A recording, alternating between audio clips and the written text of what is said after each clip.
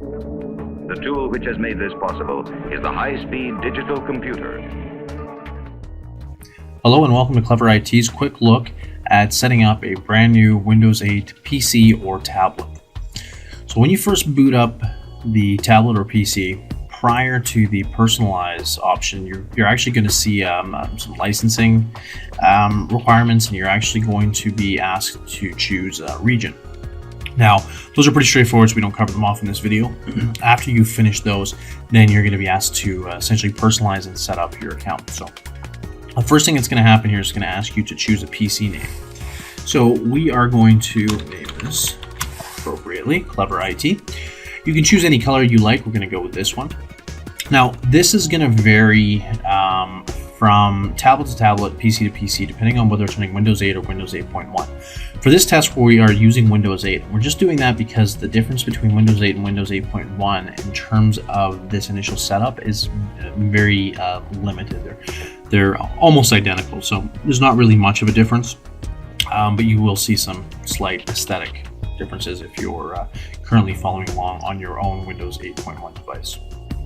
After you hit next, it's going to ask you to make a decision regarding settings. So you've got your express settings, or you can go to customize. So for most people, we do recommend to use express settings.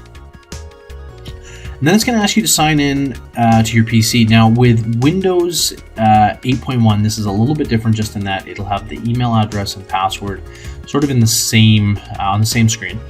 But down here, it'll give you the option of signing up for a new email address, but it won't give you the option to sign in without a Microsoft account. You have to dig down a couple of layers to find that in Windows 8.1. They made it a little bit more difficult, but we're going to go ahead here and just sign in. Now, one difference that you're going to find here with regards to signing up is immediately with Windows 8, it'll just basically jump right in and start getting things set up. With Windows 8.1, it's actually going to ask you if you want to restore settings from another device that you may have already logged into using that email address, and then it actually will reboot the device before getting into Windows. But with Windows 8, the initial Windows 8, it actually will jump straight in. It'll do this little tutorial, and it doesn't give you the option of restoring your settings.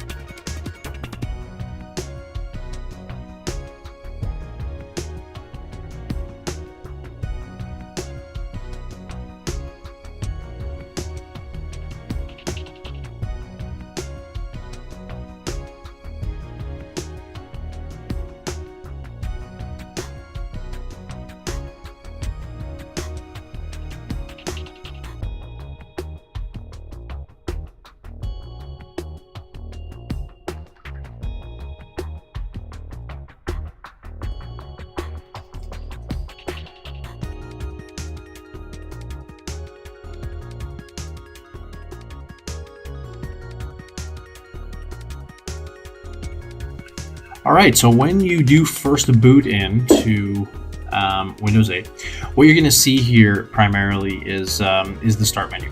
Now, this exists in both Windows 8 and Windows 8.1. There aren't any real significant differences between the two, mostly aesthetic. We're not going to get into that today. But what we will do is just sort of quickly cover off a couple of important things. Now, because you're logging in with a Microsoft account, if you've used that previously, you're going to notice that some of your settings will have automatically come over. Okay, so for example, on this one here, it already has our desktop. Okay, so that is basically one example. Now, one of the keys to using Windows 8, and this won't really help you too much on a tablet, but on a computer or if you have a keyboard hooked up, it's going to be helpful, is that at any point in time that you want to get back to this start menu, basically just hit the start button on your keyboard. Now, in Windows 8.1, they've actually added a proper start button back here, but what it does is it actually just brings you back to here. It doesn't actually bring up the old school classic start menu. But that being said, a couple of things to point out. If you're on a tablet, you can actually just sort of drag. And what will happen is that, like what we're doing here with the scroll bar, it will move back and forth. The other thing to keep in mind is that corners and sides are important. In Windows 8.1, when you first boot in, it'll actually give you a tutorial sort of showing you how to use these things. In the original Windows 8, it did not do that. But essentially the way that works is that if you go up to the top right hand corner here, you'll see this come out. This is called the Charms bar. This gives you quick access to a few things like being able to search, share. It gives you the ability to come back to the start menu. It'll bring up devices and then take you into settings. If you go up to the top left-hand corner, this is actually going to show recent applications. And if you kind of drag down from the top there, you'll see we have PC settings open here. You can right-click to close. On a tablet, what you can actually do is you can click on it, drag it, and kind of pull it all the way down to the bottom. Okay? It doesn't really work so well on this, but that's sort of the way that that's designed to be able to close it.